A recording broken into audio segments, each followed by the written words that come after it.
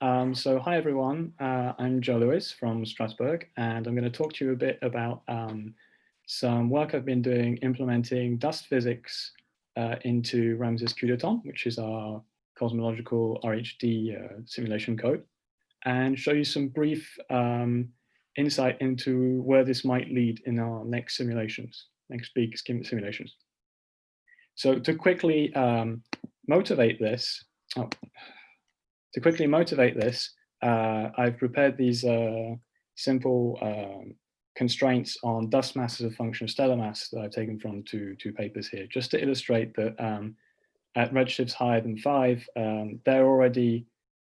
there's mounting evidence that we have quite a lot of dust mass in these massive star-forming galaxies, but also the dust mass is quite high relative to the stellar mass. So the question obviously is, what does this do to reionization? Because this is not something that's often been considered in large-scale cosmological simulations of reionization, and it could have considerable effects on the role of various galaxies, for example, in the photon budget and the importance of these different galaxies. So just jumping straight to it. The model we've implemented in Ramses CuDA is a physical model by Yoann Dubois. The paper associated is not yet released, unfortunately, so I can't show you that, but I can go over some quick facts here. So the dust in our new code assumes a solar composition metallicity and an average grain size of 0.1 micrometers. We track both dust creation and destruction that happen in the Ramses part of our code, which is on the CPUs during our runs. And I've also added dust absorption that happens in the radiative transfer step in the Aton part of our code that runs on GPUs. So just to briefly outline the dust creation methods, which are both ejection from supernova, condensation of a portion of the metals ejected from supernova, and accretion of metals of grains in metal-rich gas, dust grains in metal-rich gas. Dust destruction happens both via thermal sputtering in hot, dense gas and in the inertial shocks produced by supernova. So I think that's quite classical, but the important thing is we do this on the fly during the simulation, and we have no post-processing in this regard.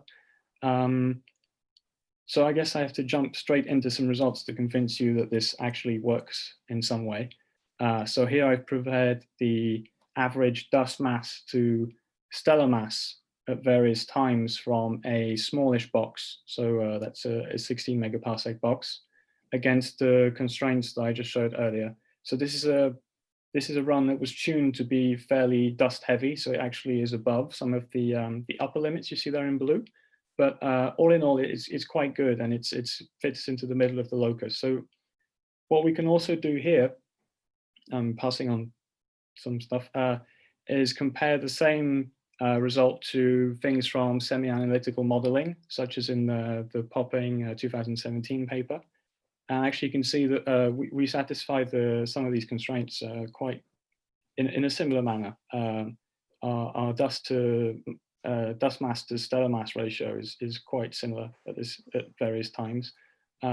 This also lines up quite well with the semi-analytical models of Vigen 2019, but I don't have the plots to show that.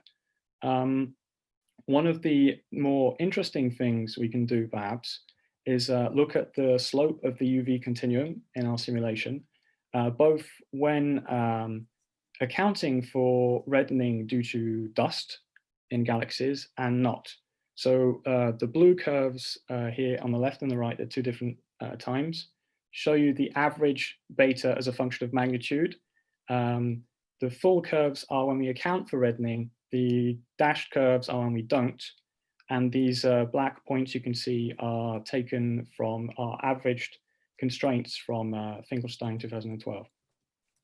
So the main thing I guess you can see is, well, first, both of the data sets are quite highly scattered.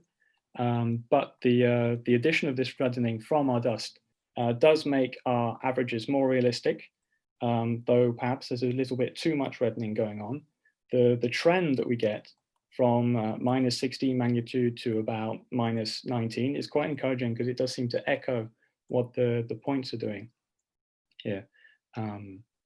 Okay, so maybe I can move on to some more predictive stuff, because this means that in the same box we can look at extinction and the ultraviolet luminosity function. So on the left, I'm showing you a simple histogram of magnitudes, both with and without extinction due to dust. And the red zones just highlight the effect of the extinction, which you can see is actually in quite considerable for galaxies that are brighter than minus 20. Again, this is a quite dust-heavy run.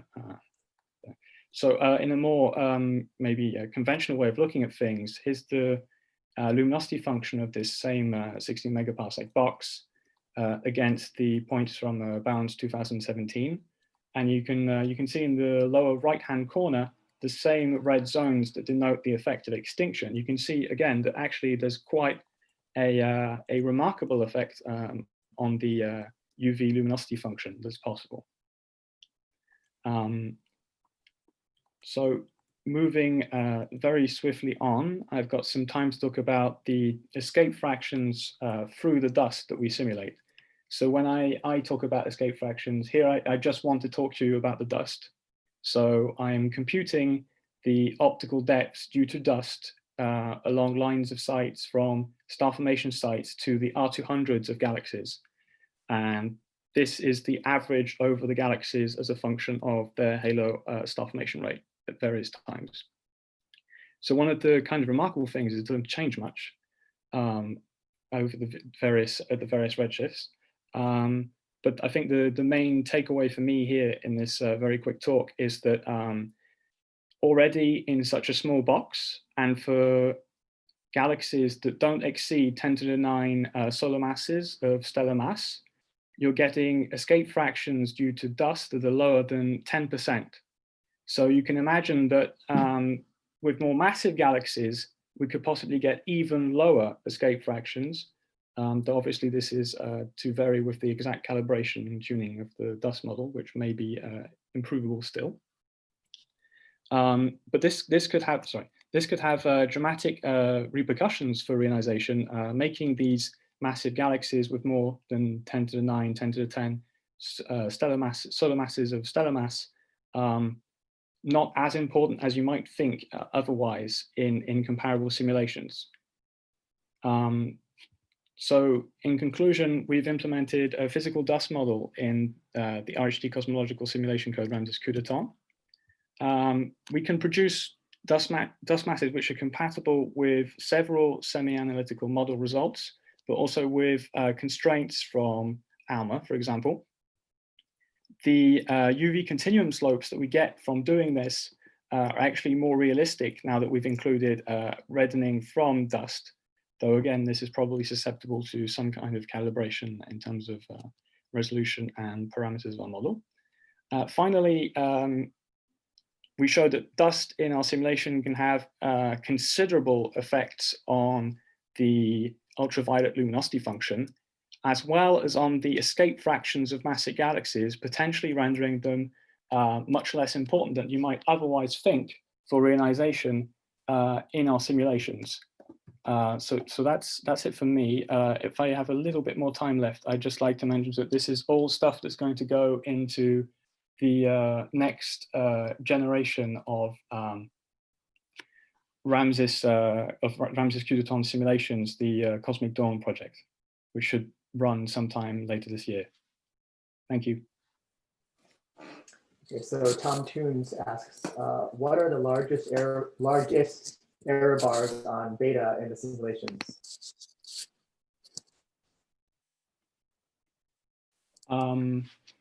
In the simulations, so what actually happens is there are a few galaxies that have much lower dust content, and they seem to almost follow the trend of the no dust average that I'm showing here. And this is, as I said, quite a dusty box, this example that I've given.